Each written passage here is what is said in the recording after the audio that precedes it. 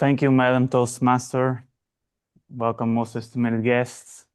Good morning. Before I start, I need to water something because I am in a desert after all. So actually, it's this over here. There you go, pal. Got your water. All right.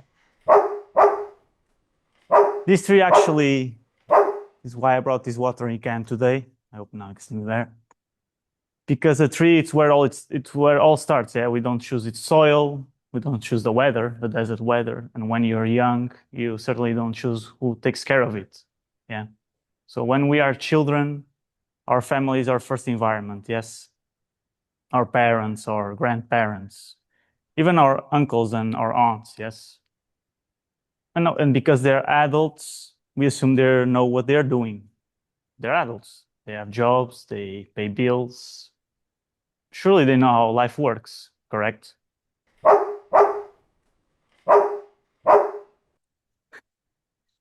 Sometimes they don't, as I saw from my life. Growing up, I received a lot of advice from the people around me, so mainly family we're talking about here. And some of it was good and some of it was useful actually, but some of it was questionable, as it says was said on the introduction. Some of it taught me, something just as valuable as exactly what I didn't want to become, as it was said also in the introduction. So we usually think of a mentor as someone we admire, someone successful, someone who we want to become. But I've learned that you can have a mentor without ever calling them a mentor. Yeah, sometimes you learn from someone because you want to follow their example, and sometimes you learn from someone because you don't want to be like them. You watch someone make the same mistake again and again and again, and eventually you think, okay, I'm going to remember that. You don't even need to make the mistake yourself. You just learn by observation. You just need to watch. That was a big part of how I learned. Also the wiki and the YouTube tutorials. I didn't have one person who sat me down and said, Duarte, here's how you build your life. I had to figure a lot of it out myself, yes, to experience through trial and error and through making mistakes too. And obviously through advice that sometimes should probably have come with a disclaimer. Yeah. But eventually I realized something important. I do not have to repeat or follow what I inherit. We inherit our name or surname, inherit traditions and stories, and sometimes we inherit behaviors, yeah. But just because something has been passed down through a family, through generations, doesn't mean it has to continue through you, yeah. So if you look here at the family tree, yeah, some branches give you strength, some give you support, and some show the kind of person you want to become. Was supposed to be my dog, but it's not there. Can also be branches that are unhealthy too. And sometimes you have to decide this branch stops with me. Not because you hate the tree, but because you want it to grow differently. And that for me is what becoming your own mentor means. It means taking responsibility for your own growth. Looking at the people around you and asking, what can I learn from this person? Yes. And sometimes the answer is, I want to be like them. But sometimes the answer is, I never want to be like them. Both answers can teach you something. This is what I've learned throughout my life.